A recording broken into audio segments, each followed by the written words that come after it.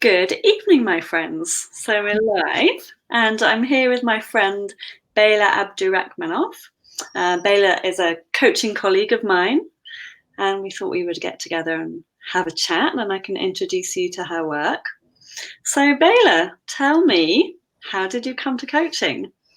So thank you for having me on. It's great to be here. How did I come to coaching? It's a great question.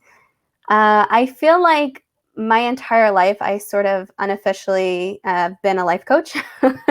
I'm one of those people where someone will meet me for the first time and we'll just be talking, and all of a sudden she'll tell me everything. And I'm an educator also. So I was teaching literature and writing in college. And I have a lot of students that come to me and ask me for mentorship and coaching. And I realized, there's a lot of work to be done in the world. And I realized that I was making a difference, and I felt like I could make a difference on a larger scale. And I really felt this calling to do this work. So I found my coach, Brooke Castillo, who we both learned under. I found her.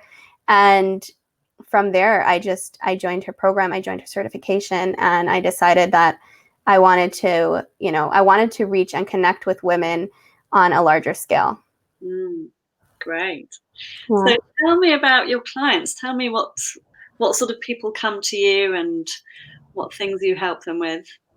Yeah. So the people I serve are mostly people who are similar to me in that I serve a lot of multi-passionate women. So women who have a lot to offer, they have a lot of talents, they're really curious about the world, they're creative, and they want to do a lot of things, but they're not necessarily clear about which direction they want to go in. So for a while, I'm multi-passionate and I enjoy a lot of different things. Like right now, I'm taking singing lessons, and I teach, I coach, I homeschool my children, and I'm constantly learning different things. I'm into different parenting strategies and researching different things.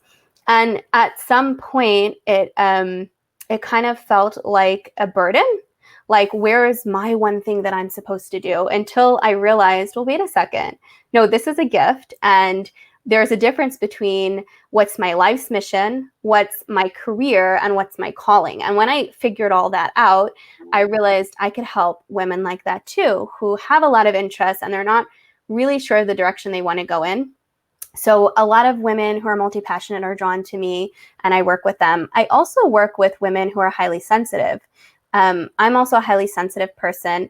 And I kind of think of it as my coaching is I help women understand their beautiful, one-of-a-kind mind and work with their minds, right? So a lot of times I feel like we're fighting the way that we are, whether it's being multi-passionate, whether it's being highly sensitive. For a long time, I would be well rested. I'd consider myself having a good night's sleep. And then I'd be tired in the middle of the day. And I'd feel like, well, that's not normal. I shouldn't be like that. And I'd fight it. And then I realized I'm highly sensitive. I need to treat myself differently. I can't just, this is what my body needs. This is what my mind needs. I feel in a very deep level. So I also coach women who are highly sensitive and who, want to understand and work with their unique brain and their unique, body and needs more, and reach their potential that way. Lovely, lovely. So give me an insight into some of the tools or one of the main concepts you teach. So if I was multi-passionate, what might be something that I would learn in a session with you?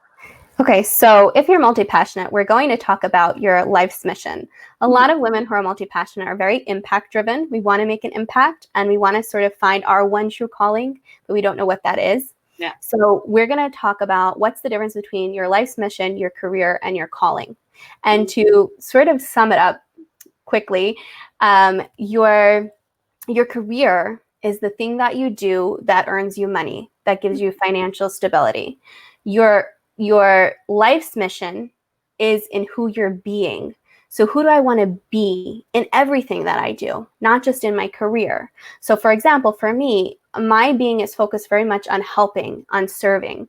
And so whatever I'm doing, I tap into that mission for me. So if I'm standing in line in the grocery store and I see that there's a woman behind me, she only has 3 packages and I have a whole 2 carts full, I'll say, I want to be in the mode of helping, in the mode of serving. So I might say to her, why don't you go ahead of me? And there I'm tapped into my life's mission. I don't have to be, in doing any particular career by tapping into my life's mission. When I'm feeding my kids dinner, I'm tapped into my mission of helping and serving. And of course, coaching, I'm tapped into my mission. But some of us don't always have careers that line up with our mission. So I help women figure out how their career aligns with their mission, figure out what their mission is to begin with, and how they could bring it into all areas of their life and feel fulfillment in all the different areas of their life. And then there's calling. So I don't remember off the top of my head the anesthesiologist who came up with this, but there was an anesthesiologist who talked about his interest in figuring out what he does when he puts people under anesthesia. How does it work?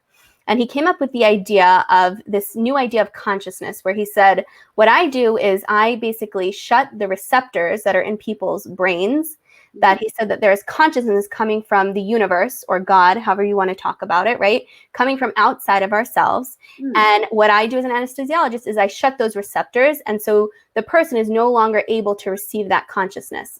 So I look at calling as plural, actually. I like to call it your callings, that we're receiving certain ideas and certain things that we want to do from outside of ourselves, from God, from the universe. And we have a mission. We have, part of our being wants to answer those callings. But here's where a lot of multi-passionates make the mistake, is that we want to turn it into a financial gain or a career or a business. But sometimes you can do it just because, like, I decided to take singing lessons because I wanted to learn to sing. And I decided to take painting lessons because I wanted to learn to paint. I don't want to become a painter. I don't want to become a professional singer, but I want to answer my callings. And sometimes it's even in just that freedom of exploring that you really settle and find your mission, find your career, find your pathway. But you have to have that exploration period. So that's one of the teachings that I work on with my clients.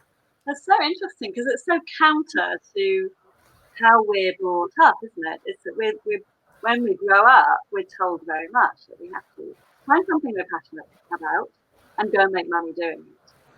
Right. But that's what you're noticing, is that that's not matching up for a lot of people. No, not everybody fits that. There are some people who just know. They know from a young age and it fits for them. But not everybody fits that, that type. So we have to, that's part of learning to work with your unique self.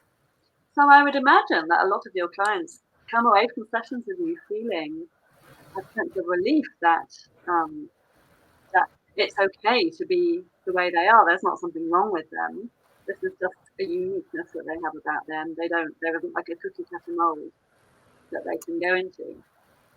Yeah, it's definitely very relieving. And my goal also is to work with them to get them to a place where they thrive, where it's not just a relief. So relief is like the first step. And I remember when I discovered it for myself, it was a huge relief. I remember the feeling, but also, how can I thrive? And how is this gift? Like, I look at multi-passionate as being a gift. How is this a gift for me and a gift for the world? Yes, I love that idea of it being a gift.